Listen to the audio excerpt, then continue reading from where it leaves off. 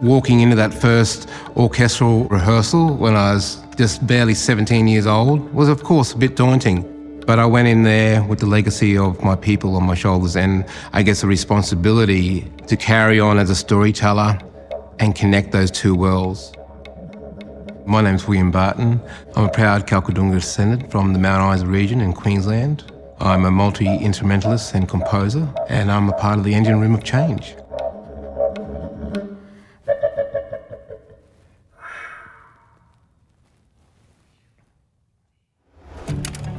Growing up in Mount Isa, the language of the music and the language of the landscape was so important to me. The didgeridoo, the yidaki as it's also known as, I was inspired by the uncles that were playing it and how it made me feel.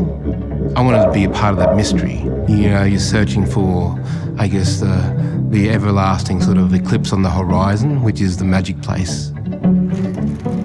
My story is perhaps unusual and unique in terms of the crossover between the classical world and the thousands of years of legacy of my Indigenous culture.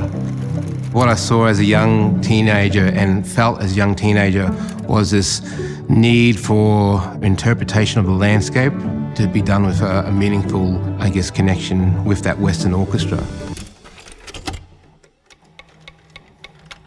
I toured overseas when I was 15 years old with the Nooch dancers from Nowra.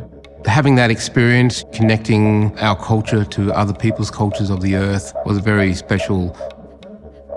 I had that first opportunity with the Queensland Symphony Orchestra as a featured soloist when I was 16 and a half years old.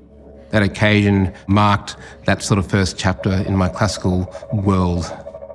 Late 2022, I was approached by the Sydney Symphony Orchestra to join their board. That appointment was and is a special one. I'm extraordinarily proud to receive this award. It means a lot to me, especially my journey here in Sydney. You know, I remember as a young teenager performing in such places as Long Bay Jail as part of NAIDOC Week to, working with the dance troops around Sydney and, representing my culture at that early age. I open-heartedly share that success with my Indigenous community, not only in Mount Isa, Kalkadunga country, but abroad, across Australia. I'm truly honoured to be an ambassador. It means to me amplifying what I do, promoting Indigenous culture, promoting the fact that it's important for each and every one of us to learn our Indigenous language of the landscape that we're upon and, dream big. You can be that kid from that little small town and fly the world,